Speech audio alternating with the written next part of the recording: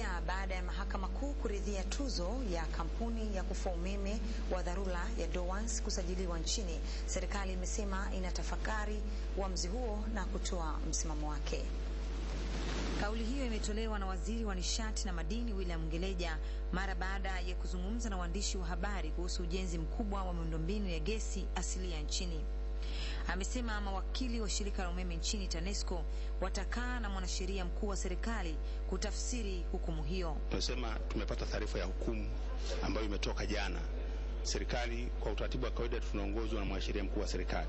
TANESCO alikuwa na mawakili wake, lakini watakapo kwa sababu walikuwa wanashughulikia jambo moja. Halafu serikali itatafakari ijue cha kufanya. Uamuzi huo wa mahakama unamaanisha kuwa TANESCO italipa Dowans fidia ya shilingi bilioni 94 kwa kuvunja mkataba wake kinyume cha sheria.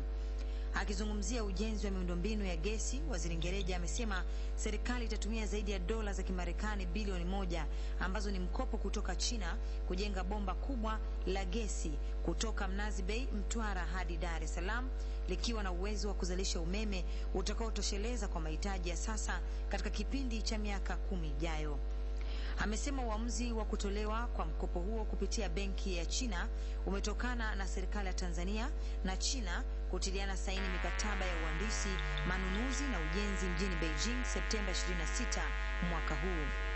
Wakati huo, Waziri Ngeleja amewaomba wananchi kuendelea kuwa wavumilivu na makali ya mgao wa umeme unaoendelea nchini hadi itakapotengemaa baadaye mwaka huu.